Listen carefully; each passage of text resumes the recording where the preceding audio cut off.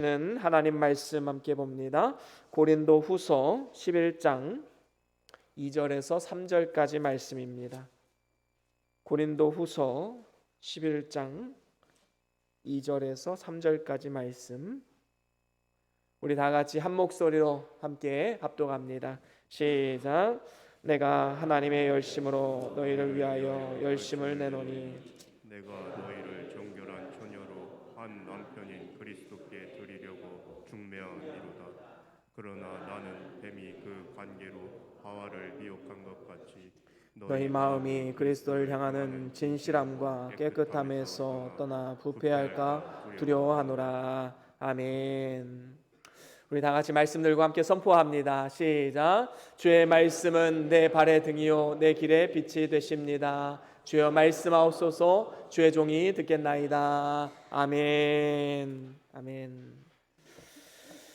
오늘은 고린도 후서 11장 2절과 3절 말씀으로 하나님의 열심이란 제목으로 함께 말씀을 나눠보길 원합니다. 우리 하나님께서는 태초로부터 지금까지 눈에 보이지 않게 일을 하고 계십니다. 또 앞으로도 영원 무궁토록 하나님은 우리를 위해서 또 이 땅 가운데 그리스도인들을 위해서 일하실 것입니다. 그래서 우리 주님께서도 요한복음 5장 17절에 하나님이 일하시니 나도 또한 일하노라 라는 말씀을 하셨습니다. 그래서 이 땅의 공생의 기간 동안에 우리 주님께서는 많은 이적을 행하셨고 또 열심을 다해서 복음을 전파하셨습니다. 우리 주님께서는 지금도 모든 만물을 다스리시고 섭리하시고 또한 죄인들을 구원하는 일을 열심히 행하고 계십니다. 이러한 하나님의 열심을 사도 바울은 본받았지요. 오늘 본문 2절 상반절에도 내가 하나님의 열심으로 너희를 위하여 열심을 내노니 라고 말씀하고 있습니다. 지금 이 사도 바울의 열심이 무엇에 근거하고 있다는 것입니까? 하나님의 열심이지요. 그 하나님의 열심으로 내가 열심히 일하고 있다라는 말씀입니다. 그리고 그 하나님의 열심은 우리에게 어떻게 나타난 열심입니까? 우리 주님께서 십자가에 달려 죽으심으로써 택한 백성을 향한 사랑을 보여주신 그 열심, 그 열정을 통해서 우리에게 나타내 보여주셨습니다. 사도 바울은 이러한 주님의 열심을 본받았습니다. 그래서 고린도 교회 성도들에게도 담대하게 선포했지요. 고린도전서 11장 1절에도 이런 말씀이 있습니다. 우리 같이 함께 읽어보겠습니다. 시작.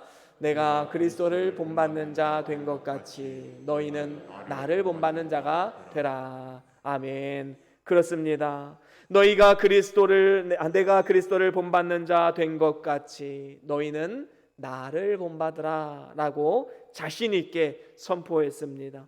사도 바울이 주님의 그 열심과 열정을 본받아서 이제는 열심을 다해 죄를 하고 또 성도들에게 그 열정을 본받아라 라고 자신 있게 말할 수 있었던 것이지요. 주님이 교회를 사랑하듯 열심을 다해 교회를 사랑했습니다.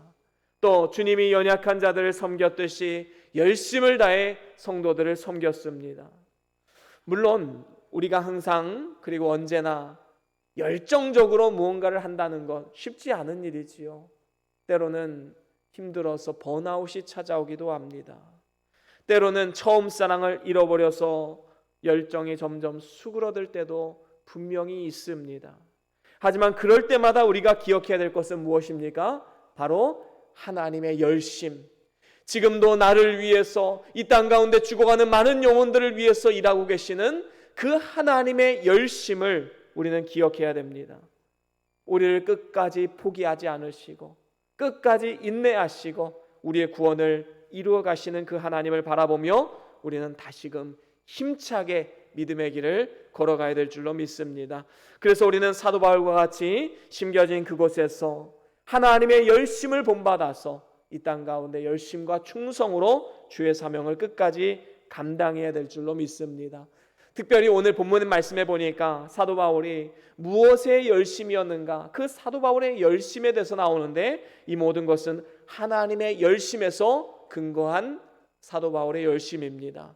그렇다면 사도 바울의 열심은 무엇입니까? 세 가지로 나타나고 있는데 그 첫 번째는 정결함을 위한 열심이 있었습니다.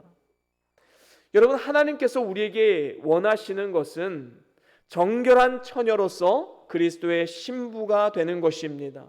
그래서 오늘 말씀 2절 중간에 보니까 사도 바울이 이런 말씀을 합니다. 너희를 위하여 열심을 내노니 내가 너희를 정결한 처녀로 라고 말씀하고 있습니다.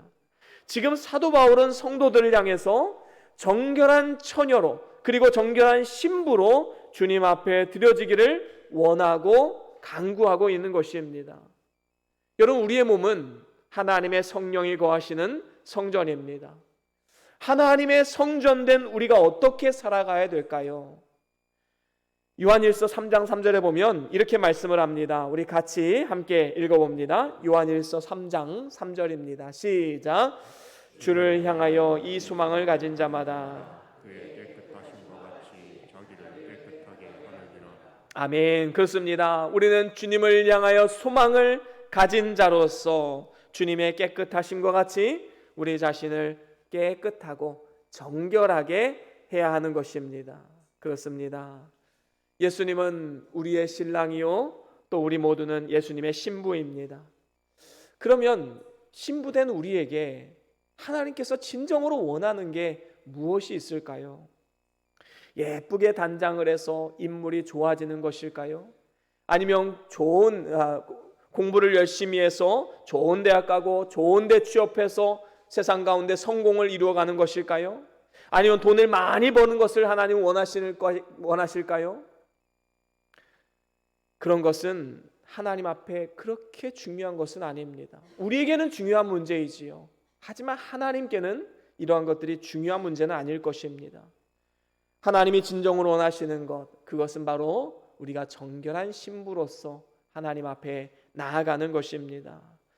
에베소서 1장 4절에도 이렇게 말씀하지요. 함께 읽어볼까요? 에베소서 1장 4절입니다. 시작. 곧 창세전에 그리스도 안에서 우리를 택하사 우리로 사랑 안에서 그 앞에 거룩하고 흠이 없게 하시려고. 아멘. 그렇습니다.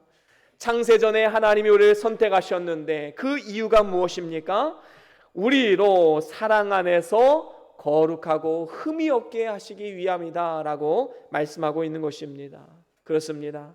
하나님께서는 죄 가운데 빠진 자들을 자기 백성으로 삼으시기 위해서 예수 그리스도를 이 땅 가운데 보내주셨고 자기 백성을 거룩하고 흠이 없게 만들기 위해서 정결한 신부로 만들기 위해서 친히 십자가에 달려 자기 목숨을 내어주시기까지 우리를 사랑하신 것입니다.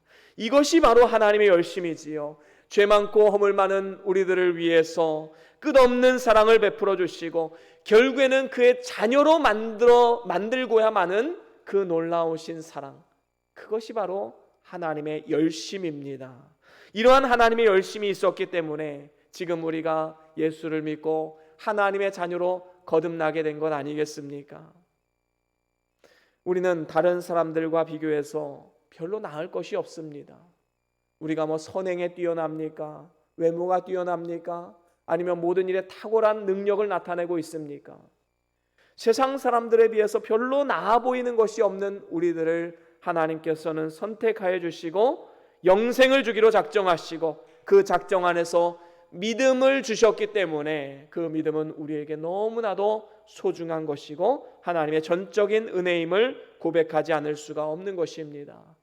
이렇게 하나님의 열심으로 우리의 신분이 하나님의 자녀요 또 그리스도의 거룩하고 흠이 없는 그러한 신부가 되었는데 우리가 이 땅을 살아가면서 하나님과 원수가 되는 간음한 여인과 같이 살아가서 되겠습니까? 야고보서 4장 4절에도 보면 이런 말씀이 있지요. 우리 함께 같이 읽어보겠습니다. 야고보서 4장 4절 말씀입니다. 함께 읽습니다. 시작. 가늠한 여인들아 세상과 벗된 것이 하나님과 원수됨을 알지 못하느뇨. 그런즉 누구든지 세상과 벗이 되고자 하는 자는 스스로 하나님과 원수가 될 것이니라. 아멘. 그렇습니다. 여기서 이 간음한 여인이라는 것은 어떤 육신적으로 간음 행위를 저지른 사람을 말하는 것이 아닙니다. 이 말은 하나님과 맺은 언약을 잊어버리고 세상과 짝하고 영적 타락을 일삼은 모든 자들을 지칭하는 단어이지요. 쉽게 말하면 육신의 정욕, 안목의 정욕, 이생의 자랑으로 살아가는 모든 사람들을 지칭하는 말입니다. 오늘날 악하고 음란한 이 세상은 우리의 눈과 귀를 즐겁게 함으로써 우리에게 친구가 되어달라고 유혹을 하고 있습니다. 이러한 상황 가운데 우리가 세상과 친구가 되면 어떻게 됩니까? 하나님과는 원수가 될 수밖에 없는 것입니다. 그렇기 때문에 우리는 근신하여 깨어 있어야 된다라는 것이지요. 그래서 이러한 것들이 우리 안에 그리고 교회 안에 자리 잡지 못하도록 우리는 힘써 노력해야 되는 것입니다. 여러분, 만약에 우리의 신랑 되신 예수님께서 우리를 향해서 가늠한 여인이여 라고 말한다면 얼마나 부끄러운 일이겠습니까? 그래서 우리는 진정으로 그리스도의 신부가 되었다면 이제는 영적인 간음에서 돌이켜서 이제는 영적인 우리의 신랑이 되신 하나님과 그리고 예수 그리스도와의 관계를 바르게 세워 나아가기를 소망하며 노력해야 되는 것이 마땅한 것입니다. 마치 해바라기가 아침에 해가 뜨면 그 해를 향해서 고개를 들고 그 해를 따라가고 그 해를 바라보는 것처럼 우리도 역시 주바라기로 살아가야 되지 않겠습니까? 만약에 우리가 주바라기가 되기를 거부하고 세상이 주는 것에 마음을 얻고자 그 세상을 바라보며 끊임없이 세상을 그리워하고 세상과 벗되어 살아간다면 그는 영적인 간음인 것입니다.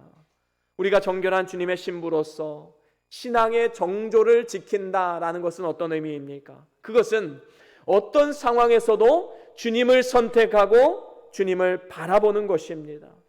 우리가 어떤 선택의 갈림길을 만났을 때 우리는 하루에도 수도 없는 선택의 갈림길을 만나지요. 그럴 때 우리는 어떠한 가치관과 어떠한 목적과 어떠한 이유로 그 선택을 하셨습니까? 우리가 선택의 갈림길을 만났을 때 한번 이런 질문을 해보는 게 어떨까요? 과연 무엇이 하나님을 기쁘시게 하는 일일까? 과연 예수님이라면 어떤 선택을 하셨을까? 이러한 질문들은 우리가 이 땅 가운데 바른 선택을 할 수 있는 길잡이가 되어주는 것이지요. 저와 여러분들이 주님의 정결한 신부로서 이 땅을 살아가면서 신앙의 정조를 끝까지 잘 지키고 날마다 말씀 앞에 몸을 쳐서 복종시키는 삶을 살아감을 통해서 하나님을 미소 짓게 만드는 그러한 복된 삶이 다 될 수 있기를 주의 이름으로 간절히 축원합니다. 그런가 하면 두 번째로는 영혼 구원을 위한 열심을 사도 바울은 가지고 있었습니다. 2절 마지막에 보니까 이렇게 말씀을 하지요. 한 남편인 그리스도께 드리려고 중매함이로다 라고 말씀하고 있습니다. 여기서 그리스도께로 중매한다라는 말씀은 사도 바울이 영혼 구원을 위한 열심이 있었음을 말해주는 것이지요.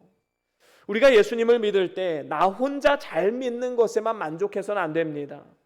아무리 자신의 경건 생활을 잘 한다 할지라도 사람들과의 관계 속에서 섬기지 않고 영혼을 구원하지 않는다면 우리는 바른 신앙을 가졌다고 볼 수 없는 것입니다. 여러분, 하나님이 나를 어찌나 사랑하시는지 부족하고 연약하고 죄 많고 허물 많았던 나를 새 사람으로 변화시켜 주시고 지금까지 나를 다듬어 오신 그 하나님의 열심을 바라볼 때 우리는 그 복음을, 그 사랑을 전하지 않고는 못 배기는 상태가 되어야 하지 않겠습니까? 그래서 우리의 모든 사랑과 섬김이 바로 하나님의 열심에서 나오는 것입니다. 하나님의 열심의 근거에서 나온다라는 것이지요. 오늘 본문의 사도 바울도 바로 그것을 말씀하고 있는 것입니다. 우리는 예수님을 믿은 이후에 우리끼리만 신앙생활하고 우리끼리만 살아간다면, 어울려 살아간다면 그것은 바른 신앙이 될 수가 없습니다. 그런 의미에서 볼 때 우리의 관심은 언제나 외부로 향해 있어야 합니다.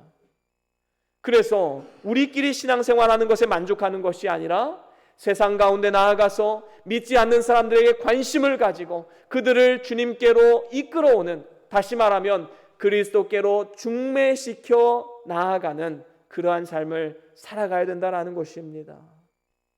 왜냐하면 하나님은 우리의 구속자이고 온 세상의 하나님이라 칭함받기에 마땅하신 분이기 때문입니다. 여러분, 장차 예수님이 이 땅 가운데 재림하실 때에 우리와 혼인잔치를 하시고 이제 우리는 신랑 되신 예수님과 함께 영원 무궁토록 살아가게 될 것입니다. 특별히 하나님께서 택하여서 구원하신 예정된 숫자가 요한계시록에 나오는데 14만 4천 명이다 라고 말하고 있지요. 이것은 신천지가 말하는 것처럼 어떠한 구체적인 물리적인 숫자를 말하는 것이 아닙니다. 이 숫자는 완전수이지요. 그리고 하나님이 정하신 수가 있다라는 겁니다. 하나님은 무작정 기다리시는 것이 아니라, 모든 사람을 다 구원하시는 것이 아니라 하나님이 정한 수가 분명히 있다라는 것을 말씀해 주고 있는 것입니다.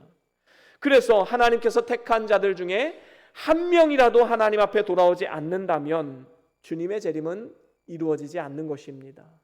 택한 자들이 다 예수 믿고 구원받았을 때 그제서야 예수님은 이 땅 가운데 다시 오시는 것이지요. 그래서 우리 주님께서는 지금도 죄인 하나가 돌아오기를 하루가 천년같이, 천년이 하루같이 기다리고 계십니다. 이를 위해서 저와 여러분들을 부르신 것 아니겠습니까?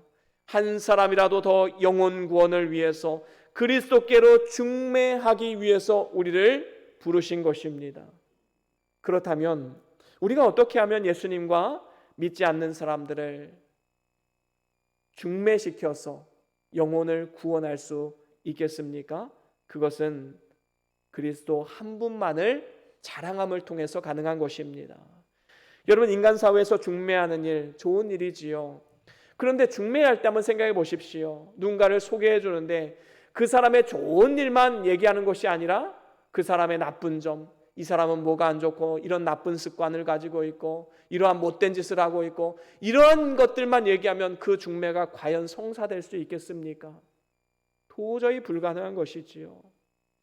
중매를 잘 하려면 남자 쪽이든 여자 쪽이든 상대방의 좋은 점을 잘 설명해 주어야 합니다.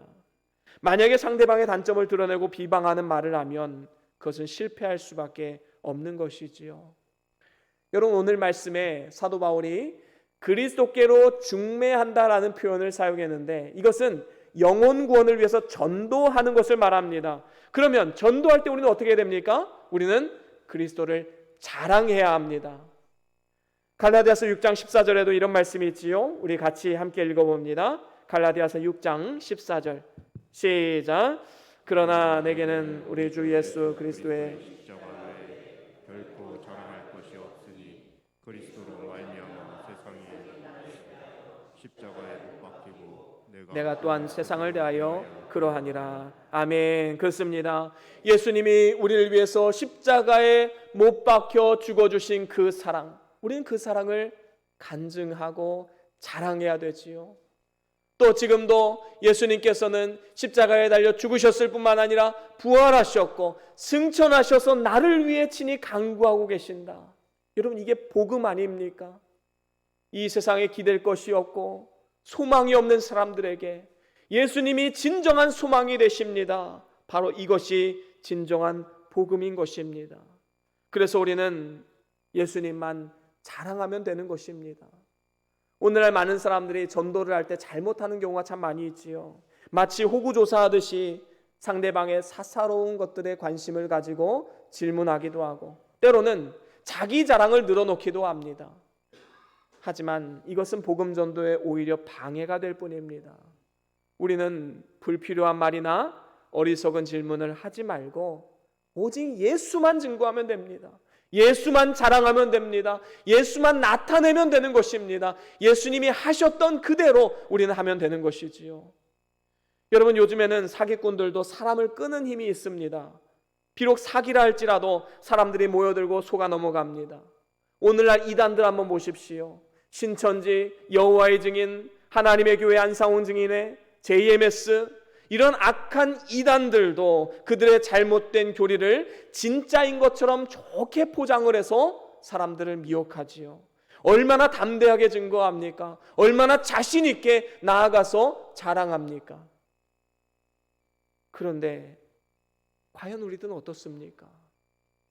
비진리를 가지고 있는 사람도 그렇게 열심을 다해 자기가 믿는 교리를 증거하고 있는데, 우리는 진리의 말씀과 복음을 가지고 있는데 과연 우리는 얼마나 열심히 자랑하고 있습니까?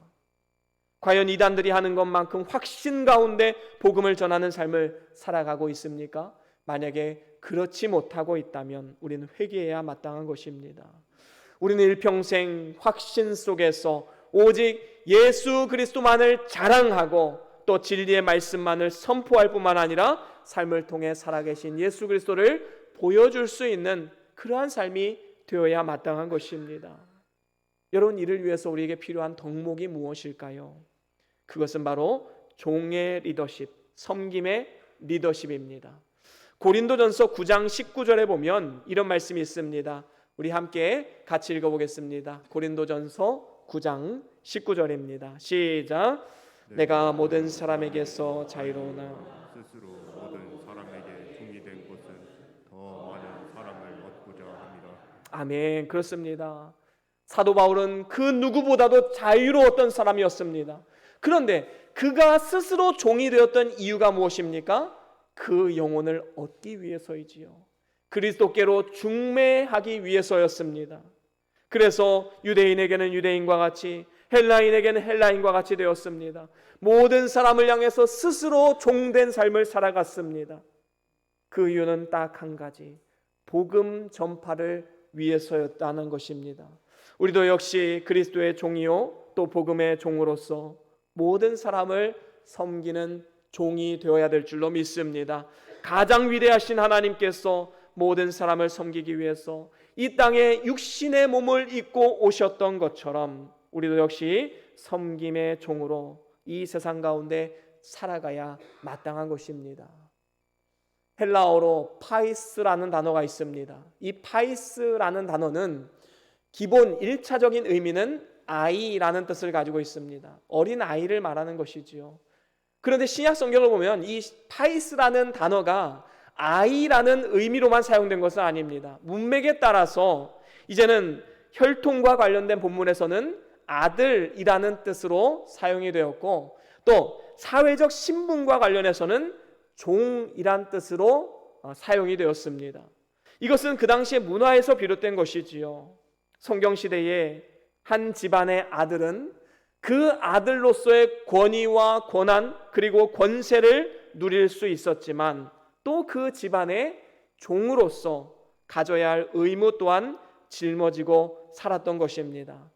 그래서 우리가 하나님의 자녀이자 하나님의 종임을 우리는 절대로 잊지 말아야 합니다. 예수 그리스도의 보혈의 공로로 죄 사함을 받아서 하나님의 자녀로 거듭났다면 이제는 우리가 빚진 자의 마음으로 세상 가운데 나아가 종으로서 마치 주를 섬기듯이 세상을 섬기고 복음을 증거하고 영혼 구원에 힘쓰는 삶을 살아가야 되는 것입니다.